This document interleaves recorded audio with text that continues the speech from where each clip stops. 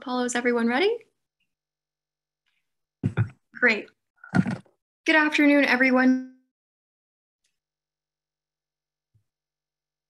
My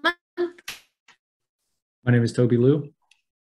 My name is Annabelle Gales. My name is Doris DeGama. My name is Tyrese Bodie, and another member is Jonathan Bell Al, but he could not make it. And this is Project CARE. We're going to first start off talking about the geography of the area. Due to British colonial rule in poaching the wildlife, as well as the amount of area that the Maasai people had, started decreasing. So to help with that, the Maasai Mara National Reserve, seen in green, was established. The National Maasai Conservancy, NMC, occupied and operated by the Maasai people, plays a vital role in the well-being of the National Reserve. And they also want to conserve the wildlife and culture in the area. So when it comes to culture, it's incredibly important for us to understand the Maasai culture so that we are competent when going in here. So the Maasai are a population of indigenous, nomadic people who have an interesting and unique diet that consists of milk, meat, fat, blood, honey, and tree bark. They also have a markedly conservative attitude and are more focused on tribal traditions. They're led by a group of elders and are not particularly fond of Western practices, as mentioned in Wednesday's webinar. As you can see in the upper right-hand corner of the picture, they live in enkangs, which are homesteads formed by a thick, round fence of sharp thorn bushes that protect both the tribe and their cattle. And the cattle are particularly important as cows serve as the main source of food, clothing, and shelter. They're also considered holy due to a religious belief that all cows were given to the Maasai as a gift from God. So with the target population, we are targeting the Maasai as a whole. However, we have a primary and secondary focus. For the primary focus, we are focused on the elderly Maasai population. They make up approximately 25% of the population. So women as a whole in Kenya have a lifespan of 71, while men have a life expectancy of 67 years of age. However, when it comes to lung health, specifically COPD, that becomes particularly problematic at 60 years of age, where we see a spike in mortality. Hence, our definition of elderly would be those aged 60 and above. Our secondary focus will be on young adults. The young adult population traditionally served and taking care of the elderly. However, due to technological innovation and the promise of jobs beyond the realm of the Maasai, many are leaving to go to more urbanized areas, leaving a critical gap in the community care system, leaving the elderly without that intergenerational support. We will mainly be focusing on lower respiratory diseases like chronic obstructive pulmonary disease, or COPD, as well as pulmonary fibrosis. In 2020, respiratory infections and tuberculosis were the second leading causes of death for adults over the age of 60 in Narok County. This is mainly due to the years of exposure of smoke from cooking fires in poorly ventilated traditional style homes. As you can see on the top right, we have a healthy lung versus a lung with COPD. And on the bottom left, you can see a graph comparing Kenya to other countries when it comes to infectious diseases and respiratory infections in regards to the death rate. So to really explore lung health and the disease of COPD in context, we really wanted to break things down using the socio-ecological model by looking at the individual, interpersonal, organizational, community, and public policy levels. So, in looking at the individual level, smoke and air pollution through cooking and heating the home often generate symptoms of COPD and different lung diseases. At the interpersonal level, there's a profound lack of communication regarding health education and literacy amongst people. And like I mentioned earlier, there's that gap in intergenerational care as younger members of the family leave to urban areas. Organizationally, we see a costly healthcare and minimal vaccine access. So vaccines in this case would be the pneumonia vaccine, as pneumonia paired with COPD usually proves fatal. At the community level, as a whole, the younger generation is leaving and migrating to those urbanized areas, contributing to a larger gap in that intergenerational care.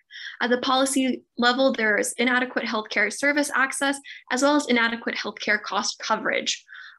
For the purposes of Project CARE, we will be mainly focusing on the individual, interpersonal, organizational, and community level, because we believe that'll allow us to make a more intimate and impactful primary prevention intervention program with the Maasai people.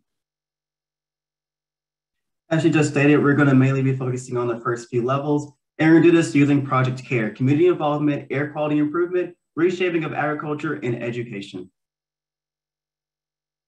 Community involvement. This is very important because we do not want to impede the cultural practices of the Maasai people. The U.S. National Library of Medicine has a journal article that concluded community coalitions have the potential to catalyze important changes in the health and well-being of populations. This will also increase the cultural competence within the organizations that aid in the project by working alongside the NMC and the elderly people, as well as other well-respected community members like medicine men. The interventions will be used to educate leaders, and these leaders will disseminate this among their respective communities. And we have a lot of interventions and partners that will help us throughout this. Air quality improvement. As you can see on the left side, this is a traditional home, and you can see how it's easy that indoor smoking and smoke from cooking fires can get easily trapped within that. To improve indoor air quality, chimneys and solar ovens will be installed, and we will partner with the International Collaborative for Science, Education, and Environment, also known as the ICSEE, since they have been focused on this issue since 2009. On top of reducing indoor air pollution, each stove will also reduce the labor by removing the need to collect as much wood, keeping in mind the younger population leaves, leaving the elderly population with the burden of doing some more of the labor task. This organization can also provide jobs for the younger people to encourage them to come back, which will allow them to take care of the elderly. They would be paid to train women in villages on how to install the ovens.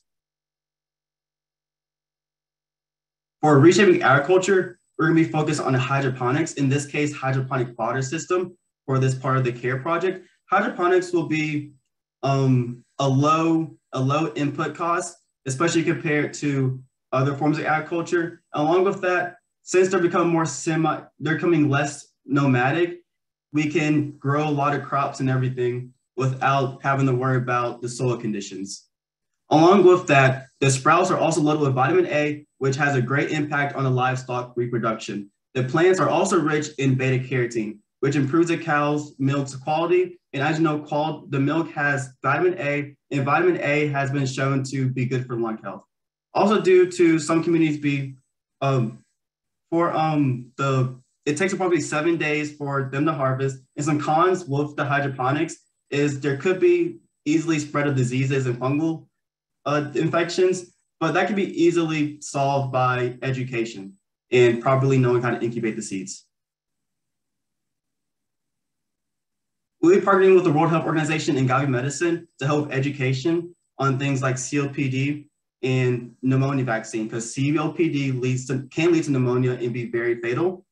And we'll also be educated ourselves as far as the culture in the community.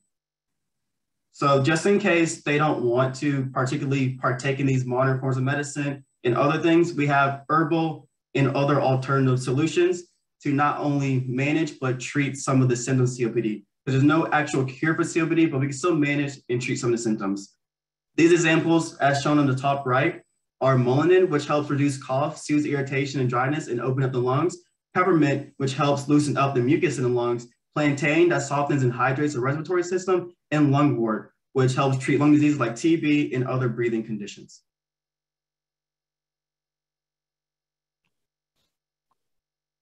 So to ensure implementation of the intervention follows a realistic process and achieves measurable goals at reasonable time points, we decided to break things down using the logic model. So with the logic model, you can see we have our situation of lung health with the priorities of managing air pollution and chronic lung conditions, namely COPD. In terms of input, we'll be investing funding into materials, screenings, vaccinations, and our budget will further explain what we're investing in. In terms of output, there are two categories of activities and participation. So for activities, in terms of what we'll be aiming to do, will be a lot of training and education, as well as delivery of resources and community meetings, especially focus groups, to really understand our population. In terms of participation and who we hope to reach, the target population of the elderly Maasai people will be our priority. However, we do aim to target just the Maasai as a whole, and also get that younger generation looped back in. We also hope to engage with stakeholders and different community partners. In terms of outcomes and our impact, we have the short-term, long-term, and of course a medium term in between. in terms of what we really hope to accomplish. So in the first 6 months, we're really focused on learning. So for the care team ourselves, we really hope to understand the Maasai culture better and really understand community sentiments toward Western interventions so that we engage with them in an appropriate way. We also hope to look into alternative ways to reduce that youth migration. For the target population, we're hoping to educate them on lung diseases, preventative medicine, and system operational skills like installing said hydroponics fodder system, as well as implementing those chimney stove systems. And then for the medium term, we're really focused on action. So making sure the target population can identify those symptoms of lung disease, grow medicinal herbs, and construct and maintain hydroponic systems, as well as adequately ventilate their homes using that stove chimney system. And then right around the long term, we're really focused around ultimate impact right around 3 years, with the main goals of improving indoor air quality, which will hopefully lead to improved individual overall lung health, and really bridging that gap between the elderly and the youth to reestablish that sense of community and address that intergenerational gap in care. And we will do all of this by using our budget. So our projected 3-year budget has 4 main categories of monitoring and evaluation, materials, screenings and vaccination, and logistics. So for materials, we have our hydroponics kits, as well as the chimney stove installation estimates. Then for screenings and vaccines, we have a subsidized pneumonia vaccine cost courtesy of Gavi, which is one of our hopeful community partners. And then COPD screenings costs are also factored in as well. And then for logistics, we have the estimated cost of transportation, food and sustenance, the cost of having a program staff, which includes translators because we do want to communicate with the Maasai in their language, just for comfort and cultural competence purposes. And they will be paid a livable wage under Kenyan standards. We also have a separate fund for a community mobilization allotment for those focus groups to really make sure we're incentivizing and encouraging people to interact with us.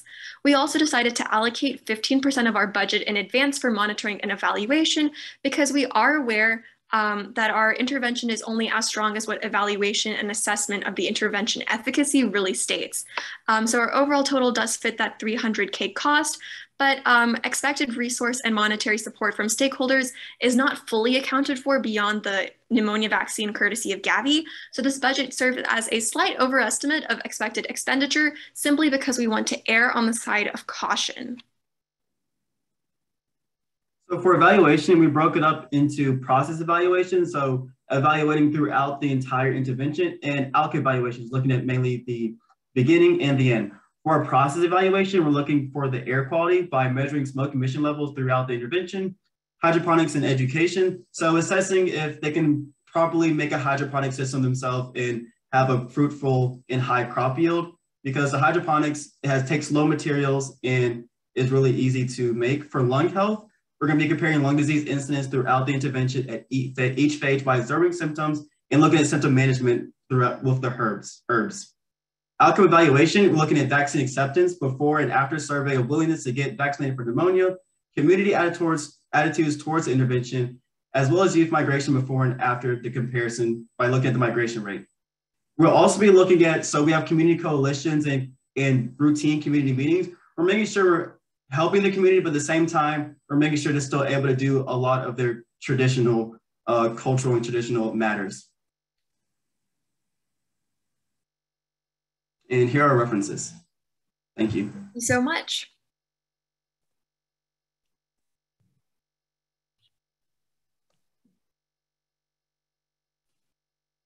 Okay, thank you for your presentation. We will now move into 10 minutes of Q&A with the judges.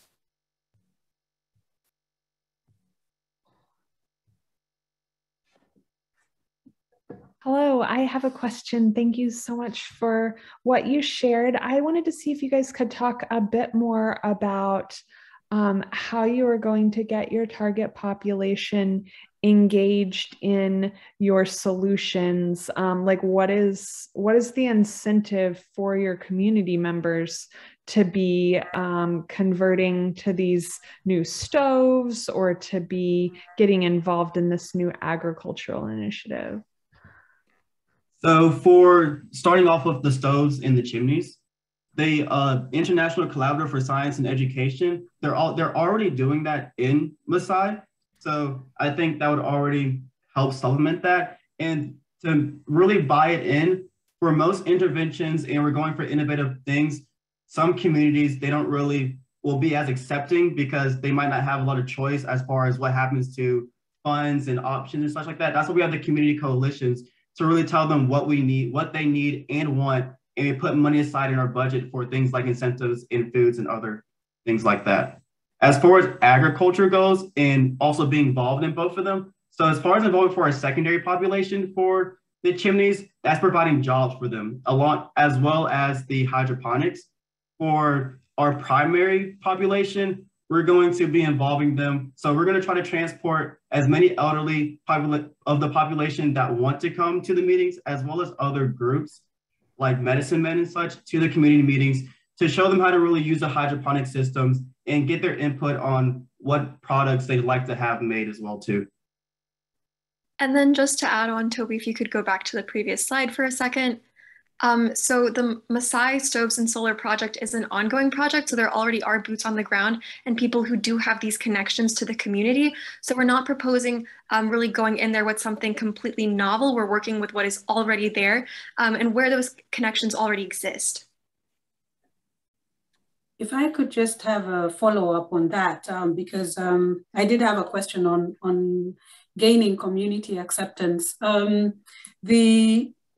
This case is also kind of domesticated within the National, or at least, that is a community organization. I'd be interested in terms of, how, from your slides, I did not see how you would involve, like those local community organizations that are actually dealing with the people.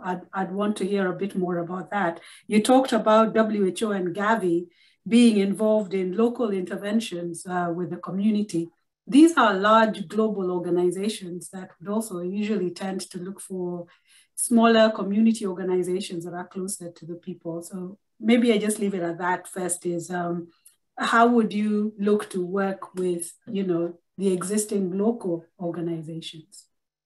So yes, there are community health workers, I believe, in the community, and they would be a part of our community coalition. And we only mentioned a few herbs and a few things like that as part of the education part, but we'd also be incorporating that. So if they have their own medicinal ways as far as treating some of the symptoms for COPD and certain lung issues, we'd be partnering with them. So if they want to grow more of that, we could do that through hydroponics, which is very cheap and effective. And we'd also be learning from the community as far as going with like what their input would be. That's why we have the constant feedback loops in our evaluation to make sure that we're really getting what they want and need. We can do all the pre-research we want, but that's why we have the community coalitions to make sure we're addressing that issue. And throughout our intervention, we'll be addressing those issues as well, and we'll be incorporating them. So we've kept it specific, but broad at the same time as far as our project. I have a couple of questions. Thank you for the presentation. So my first question is, help me connect the dots more clearly regarding the agriculture piece of your intervention. Help me connect the dots from the reshaping of agriculture to lung health. So we mentioned a few things in our presentation. First, I'll reiterate what we already said in the presentation, is that for the hydroponic system and the incubated seeds, their sprouts and what they have is very helpful for the livestock. So specifically the cows, for example, the cows produce milk, obviously, and the milk has vitamin A, which is really good for lung health. And by the livestock eating from those incubated seeds from the hydroponic fodder system, they will synthesize a higher quality type of milk for the population to treat and manage the symptoms for COPD. As well for COPD, it's harder for them to breathe, it's harder to do certain types of labor. And with the younger population leaving, the older population is going to have to step up as far as some of the manual labor, perhaps. So hydroponic systems makes it easier. It's less maintenance as far as going out in the fields and doing that. Okay, thank you. So my second question is, say something about sustainability beyond your project life. When you run out of money and you run out of the project life, what happens? That's why education is so important. So, for example, the hydroponic system, it takes stuff like bamboo and trees. The fodder system specifically is very, they have the resources there. They're going to use the education to do so. They're going to have the education to further to keep doing that type of agriculture, as well as they'll have the education to do other things like to recognize the symptoms of COPD within the target communities to know if they need to maybe get screened, if their older populations are willing to get screened, as well as knowing how to make solar ovens and chimneys and such throughout the community. And we're also going to be providing jobs. So agriculture, specifically the hydroponics, agriculture in general is a good way to grow the economy and encourage job growth. So long-term effects that can help bring jobs and money into the population in order to focus on more long-term issues and fund like healthcare costs. And just to add on, ideally, depending on what our final evaluation shows, we can apply for more grant funding using all of the data that we've collected from our assessments. If there's a need for it, we will do our best to continue that funding. But like Tyree stated, education is incredibly important. And just to go quickly back and address your previous question that you asked about why hydroponics and everything, there's a very limited grazing area now that we're seeing. And so for the elderly population to constantly move to that grazing area and keep those cattle in check, that's something very difficult.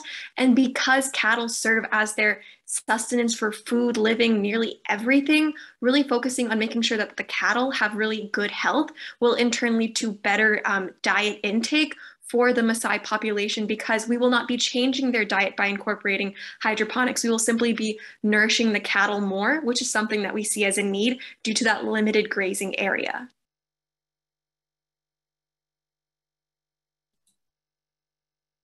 One last question from me in terms of scaling up of this intervention. Did you have ideas about, should this be successful in this area, how you would scale it up to the rest of the Narok County and other parts of the country? So I guess it depends on the area, and they can chime in as well if they'd like to. So for example, Project CARE, if you, Toby, you can go back to just the CARE slide where it states the parts and what they equal to. So this could be used and implemented. We can use the United States, for example, or any developed country. We're just taking these fundamental parts of Project CARE and implementing them into other aspects. So air quality improvement might not be indoor air quality improvement. For the US, in more urban areas, or maybe even rural areas, it could be outdoor air pollution. Animal production in the US it results in very bad air pollution, and is one of at least a high air pollution, and as well as urban areas, high air pollution. And we'll have community involvement for that to think of solutions. We'll also have more money being in a more developed country like the US, as well as education to learn to put more biotechnology and other interventions into shaping a better community.